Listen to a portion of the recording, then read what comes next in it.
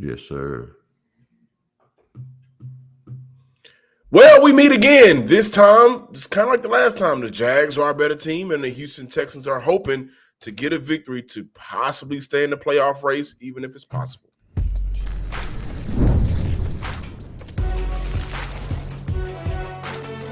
You are Locked On NFL Crossover, part of the Locked On Podcast Network.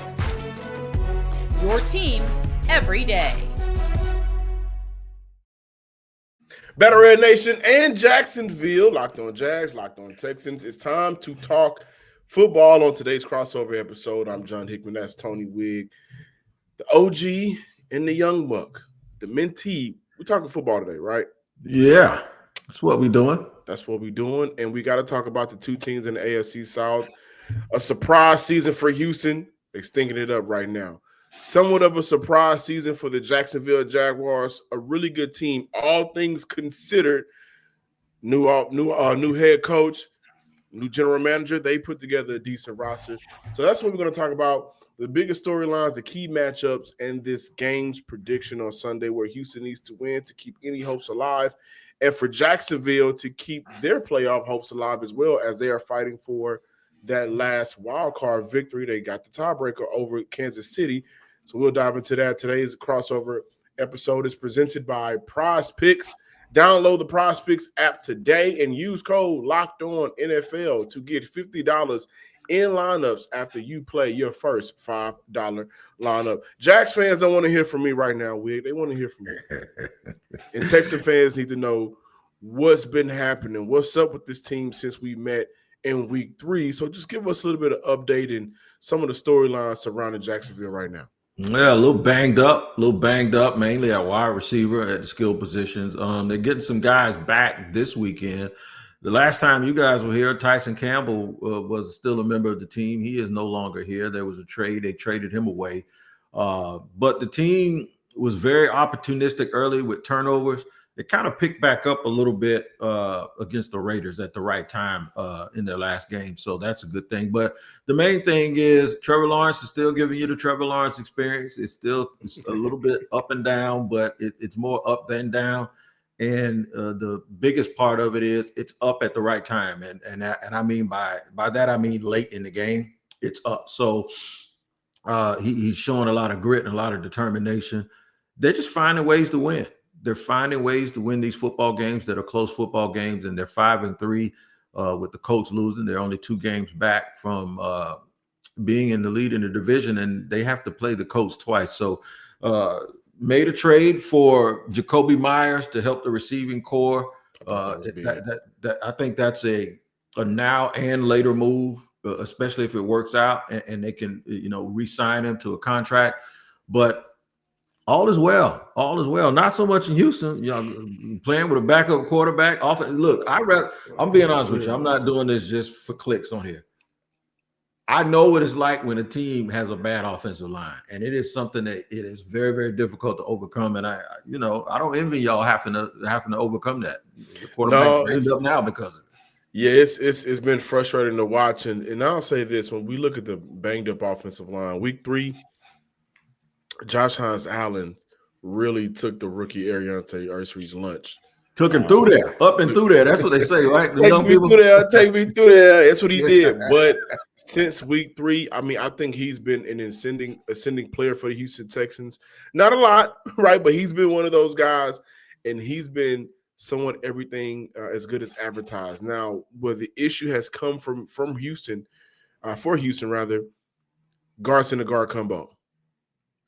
Play Seattle, they still are unable to pick up stunts and twists.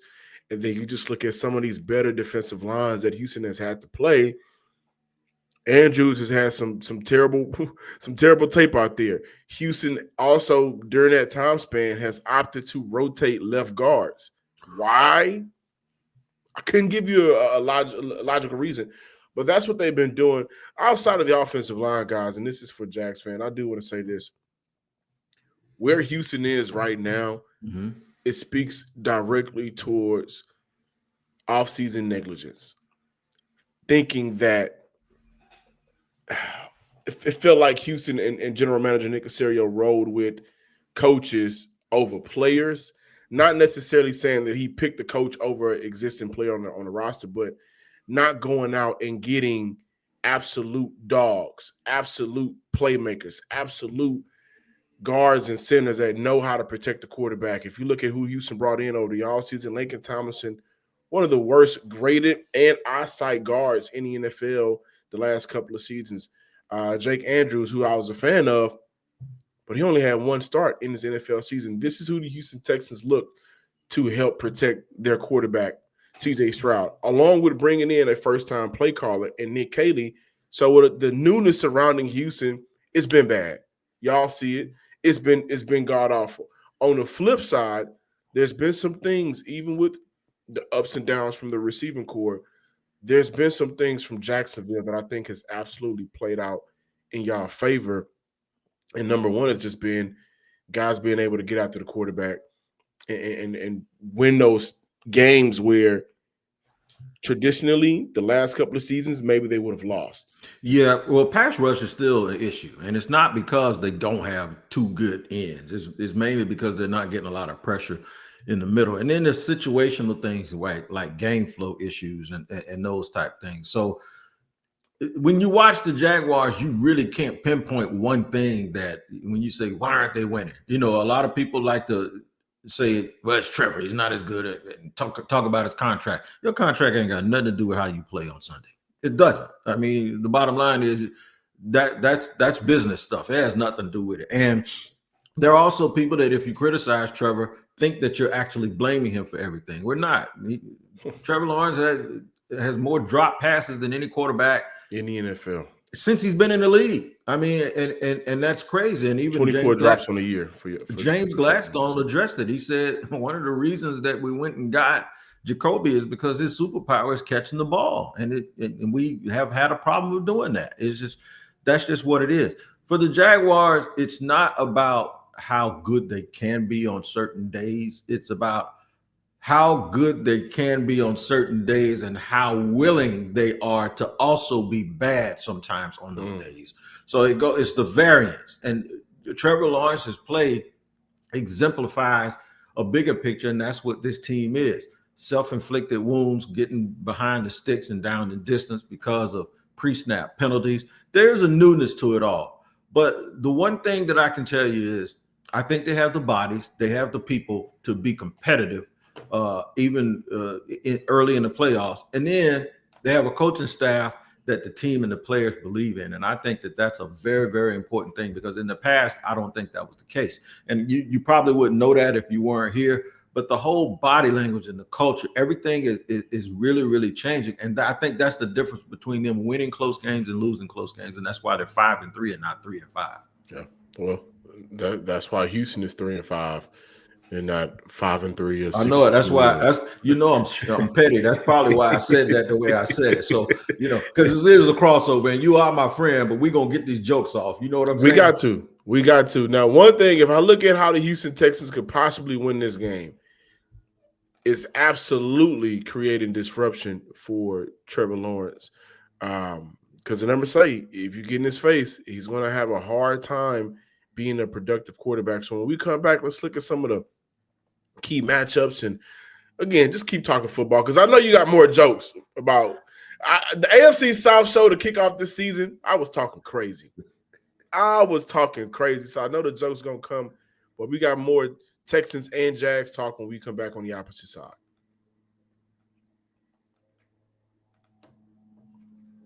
Before that conversation is had, you know the saying, look good, feel good. Shout out to Deion Sanders. The problem is most dress clothes only check one of those boxes. You look sharp but feel stiff, hot, and high maintenance.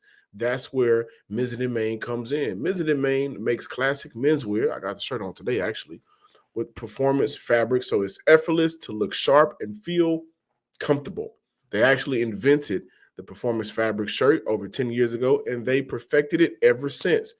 Listen, this is one of their shirts right now for my YouTube listeners. I feel comfortable. I feel like I can go for a mile walk, and none of it feels stiff on my body. It feels like athletic wear, but with the professional and formal look. Right now, Mizzen and Main is offering our listeners 20% off their first purchase at mizzenandmain.com with promo code LOCKEDONNFL20. That's Mizzen spelled MIZZEN and Main, MAIN.com. Promo code LOCKEDONNFL for 20% off. If you'd rather shop in person, you can find the Mizzen and Main store in select states. And also, here on the Locked On Texans podcast and Locked On Jags podcast and the Locked On Network, we want to make sure that you have every opportunity to feel empowered. And this episode is brought to you by Prize Picks. We make decisions every day, but you can feel empowered and win money and get paid when your decision-making hits over on Prize Picks. Don't miss any of the excitement of the sports season, whether you're following the NFL, NBA, or both. There's no better time to jump in on the action. If you haven't tried it yet, Prize Picks is the simplest way to play. Just pick more or less on at least 2 player stat projections. And if you get them right, you win. It takes less than 60 seconds to make your lineup. And you can play anywhere Prize Picks operate, including California, Texas, and Georgia. 3 of the 4 states that produce the best football athletes, especially at the collegiate level coming out of high school. Download the Prize Pick app today and use code LOCKEDONNFL to get $50 in lineups after you play your first $5 lineup. That's Locked On NFL for $50 in lineups after you play your first $5 lineup. Prize Picks, it's good to be right.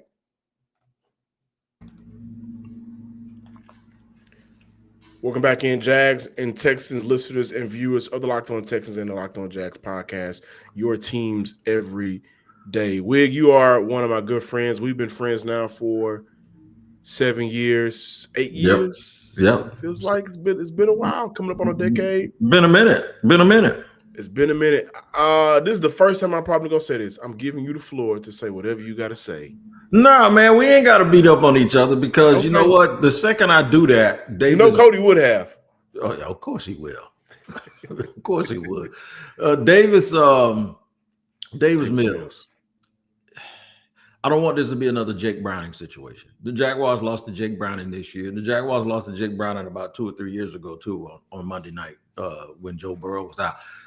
The biggest thing for me in the storylines for me is you got to act like CJ Stroud. You got to act like Warren Moon. You got to act like everybody's back there. You got to treat this like they're locked and loaded and locked in. Because I tell you what, usually a backup is a backup for a reason, but a backup always that first chance he gets to play, that first start, oh man, he's lights out, and everybody always thinks that the backup needs to be a starter.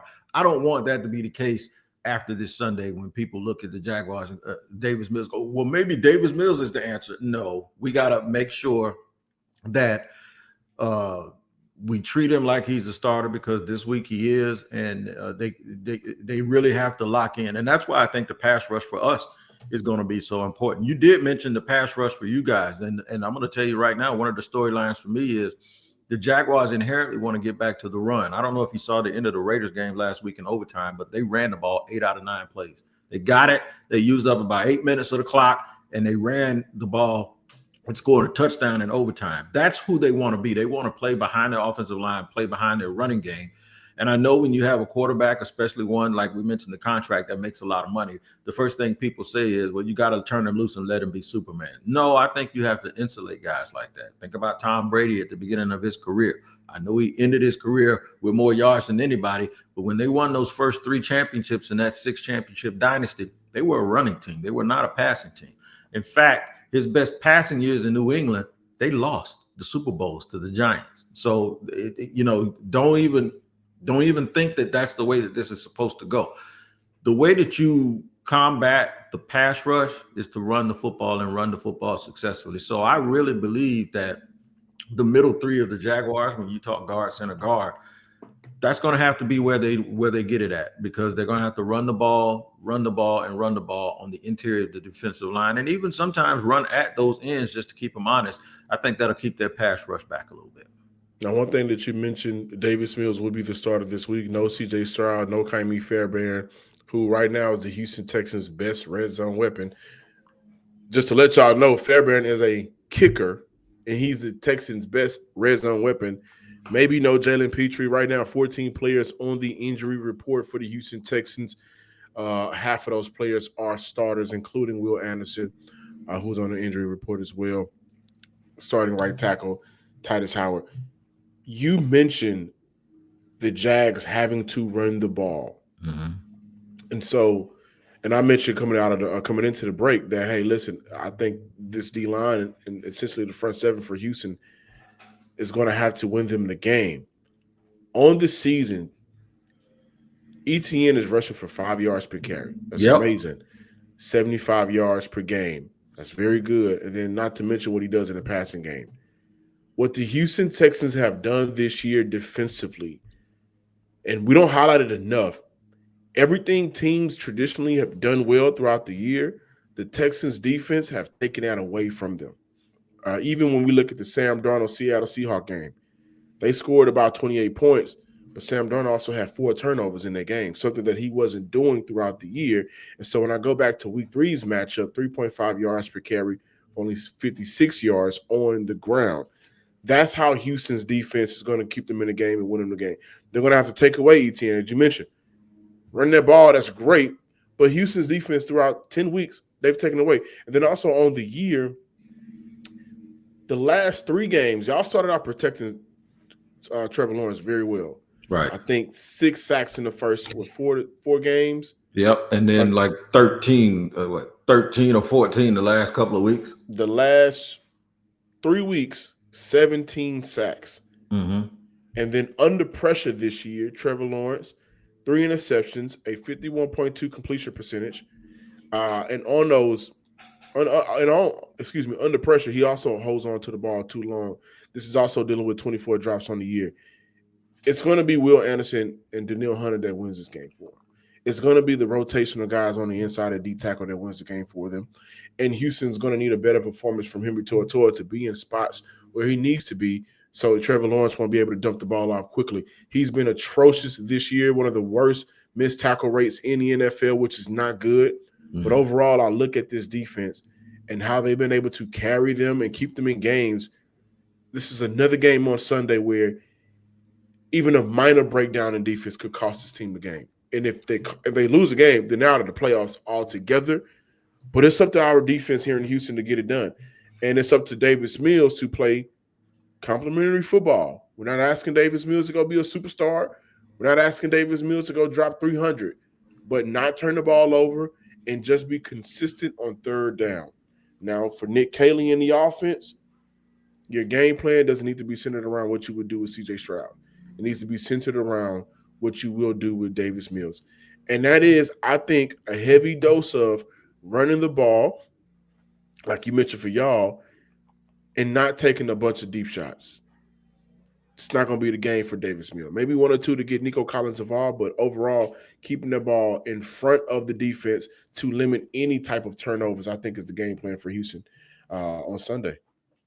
Yeah, it sounds like that'd be a good game plan. I would involve the tight end too. The tight end, covering the tight end is always something, you know. And Dalton Schultz been balling for Houston. Yeah, where Jacksonville has he had a good game, I think, the first time they played us. But Devin Lloyd's coming back. Devin Lloyd's been out for 3 or 4 weeks now, dealing with something. And I heard he's a full go. He had been working out for a couple of weeks, so that's going to help with coverage. It also help with playmaking. The key for the Jaguars is, can they hold up in the secondary with Eric Murray? He's banged up. He had a good game against the Texans the first time. He's banged up this time. He's been dealing with a little bit of injury with his neck, and it kind of keeps popping up a little bit. And of course, Jordan Lewis, who they acquired from Dallas, has been banged up as well. But I get it. And to address the sacks with Trevor, some of that is on the fact that the offensive line was banged up. Some of it is that they played against a couple of really good teams that know how to get out the quarterback. Seattle was one of them.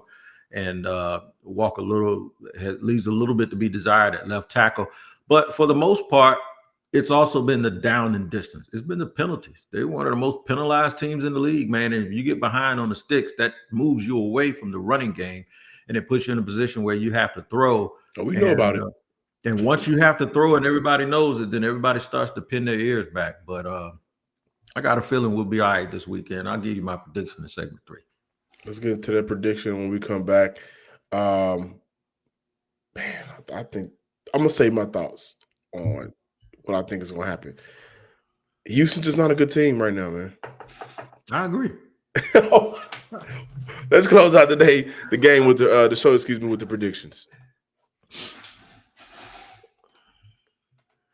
Before we dive into the predictions, listen, Texan fans, if you can, get to the game on Sunday. It's simple. The Jags are coming to town.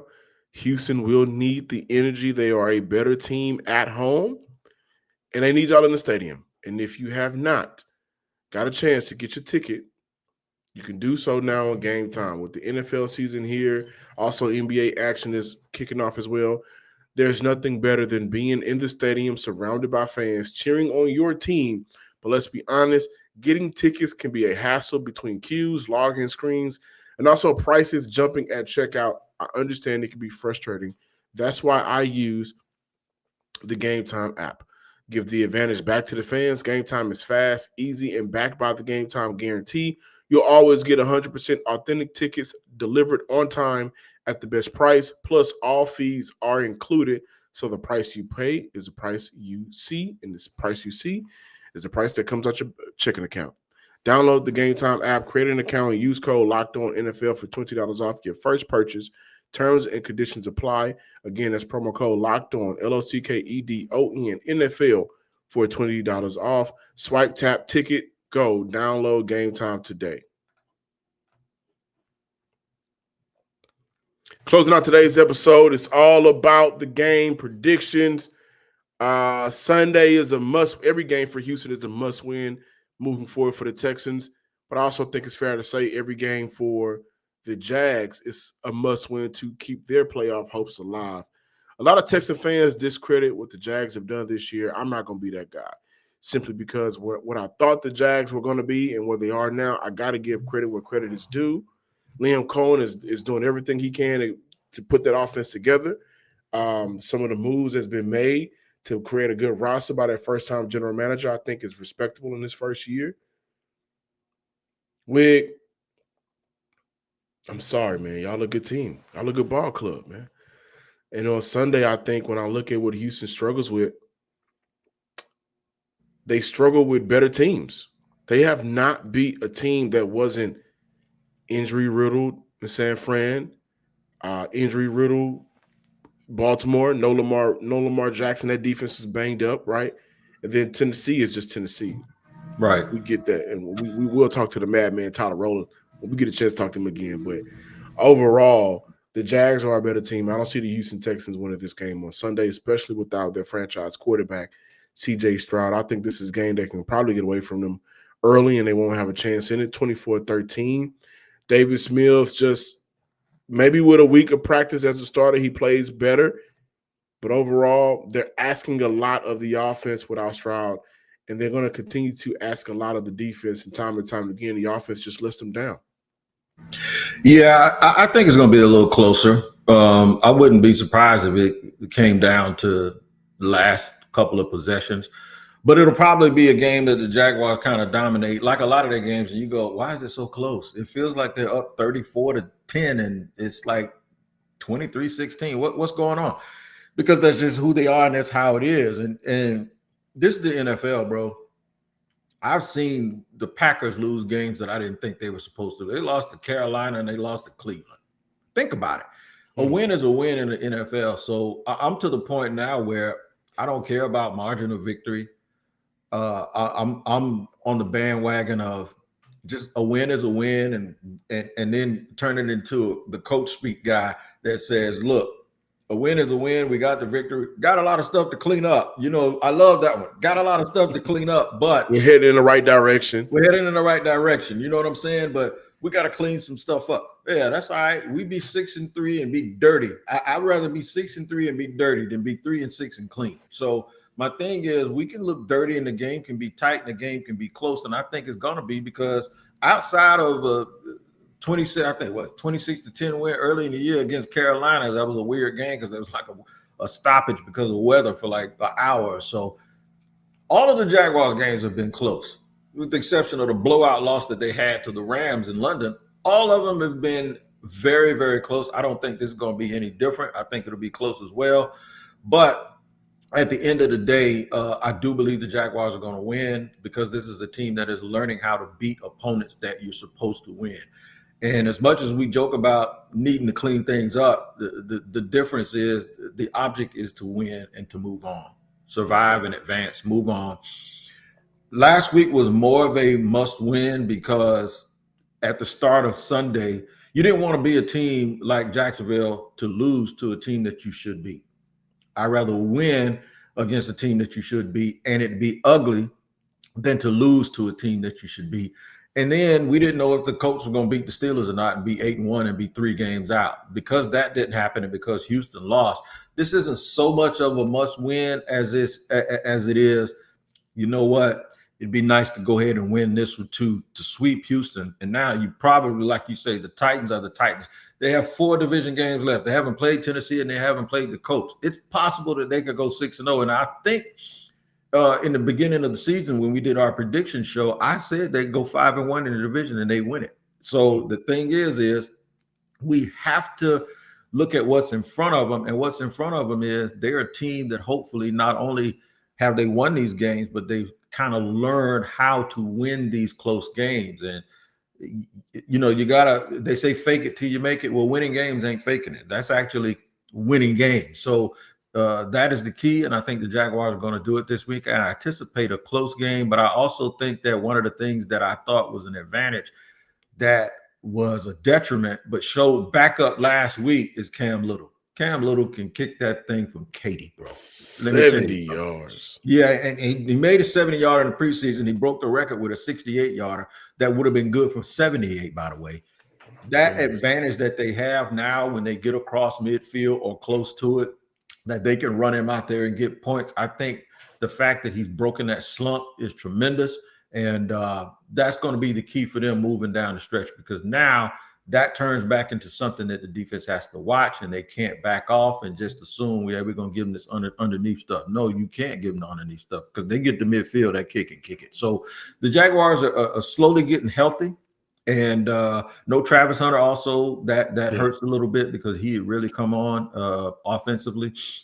So what is he for y'all? No, I think it's been a little bit overblown because of the expectations. No, my question, what is he for y'all? I look at Travis Hunter and I think he can be an elite cornerback. But right before the injury, I mean, and he did it in college, he was turning up as a playmaker on offense. What would you like to see his career be in Jacksonville? Well, the hardest part is over. That transition period, that feeling out, trying to figure it out, that part is over. I believe that he learned the hardest position, which is their F position, which is the slot. He was learning the most difficult thing, and that's what you do with superlative players. You put the most on their plate. And this is what everybody wanted, right? So people say, just put him on the field. No, we're going to put it on him. Travis is a 10-year player for the Jacksonville. For the Jaguars, when you give up 2 first-round picks, that ain't just about instant impact.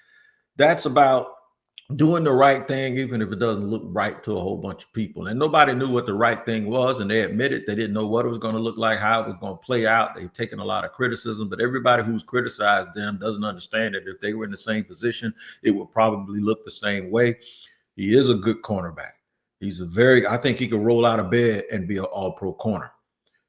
Wide receiver takes time to learn all of the nuances. You know what I'm saying? It's a big jump to go from high school to Jackson State to Colorado to the NFL. And no disrespect to Colorado, it ain't like he was playing in the SEC where he had to go play for Nick Saban and go through all of this. It's just not the same thing. So that's a huge jump for a kid that some people think that they just put him out there and just took advantage of his ability. Well, when you get to the NFL, and the example I use is Houston, if everybody was healthy. It ain't that easy to guard Nico Collins for a whole drive and then come out there and think you're going to run past Derek Stingley. Those dudes ain't going to let you do that. So now there's the adjustment part of it. It's about being in different meeting rooms. If you watch the games, you would see sometimes he didn't know where to line up on offense and he had to be told. So I think that hard part is over. And now when he does come back later on in the season and for the future, you're going to see the absolute best out of him. And there's no game where he goes on the field and he's not at least one of the 3 most talented players on the field outside of quarterbacks. There's no game I've seen where when you look at run, jump, athlete, twitch, and want to and desire, I haven't seen a game where there was more than 2 other guys out there on that field that were just like him. So now I think they figured out how they're going to move. It's too bad he got injured, but when he comes back, there'll be a better plan on how to execute with him, because they're going to learn how to execute without him. He's going to get a chance to watch it. And they're going to be a dangerous team, man, if they can manage to get on a little bit of a winning streak here without him, and then you bring him in and add him back to it. That makes the Jaguars a very, very dangerous team down the stretch. Y'all heard it first. Stamped. I can't wait to see the return of and fullness and healthiness of Travis Hunter. I think he's an amazing kid. I think he's an amazing athlete. And I hate to say this.